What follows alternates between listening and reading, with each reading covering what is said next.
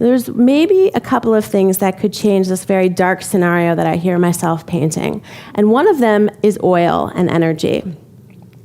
I wish we had a map of the Gulf of Mexico and of Cuba sitting right in the middle of it, because what you would see there is that, and according at least to the Cuban energy sources, Cuba believes that it is sitting on upwards of 15, I'm going to get this number wrong, and I'm sorry, I think it might be because I'm a bit jet-lagged, but I think the number is an extraordinary number, according to Cuba, of oil in its offshore waters. And if you look at the map, you'll see that it has offered an state energy companies and private energy companies from all over the world have bid on concessions to explore and ultimately drill for oil. The slots of the parts of the Cuban territorial waters that have not yet been given concession to foreign oil companies are the ones that are closest to American territorial waters in the Gulf of Mexico. I think this is a strategic decision by the Cuban government to entice American energy companies into making the case with their own government and with their Congress that the energy matrix such as it is and the dependence on Middle East oil needs to change, and that therefore this would be another incentive to do business with Cuba.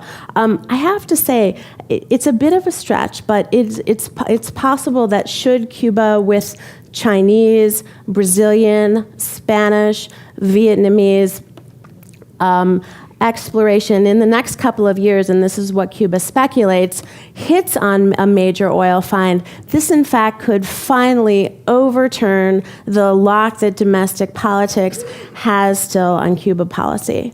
The other thing that could bring an end to this stasis, of course, has to do with the march of time. It's uncomfortable to think about or to talk about in polite company. But Fidel Castro is 83. His brother is 78.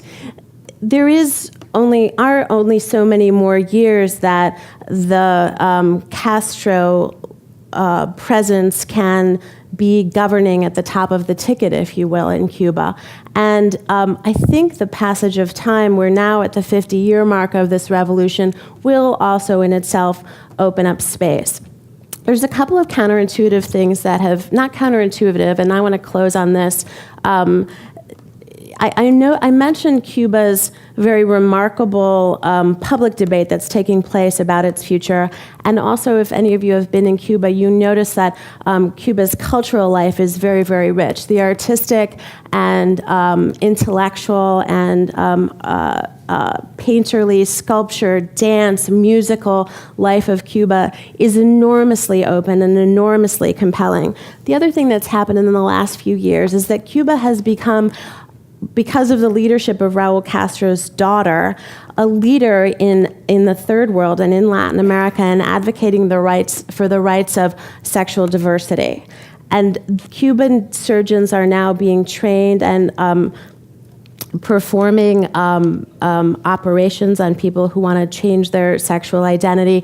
The Cuban family code is being rewritten to give much more space to gays and lesbians. This is profound given Cuba's history of repression of homosexuals early in the period of the revolution, and in the environment of conservative approaches in Africa and Latin America, Cuba's leadership with the blessing of the founding family of this is quite remarkable, and it gives you a sort of sense, along with the achievements on the healthcare front, that inside of all of this difficulty and uncertainty and material deprivation, there is inside of Cuba an incredibly impressive society and a very, very cosmopolitan and well-trained population. And I think to close, the challenge will be how to figure out that Cuba can remain confident enough to empower this population and retain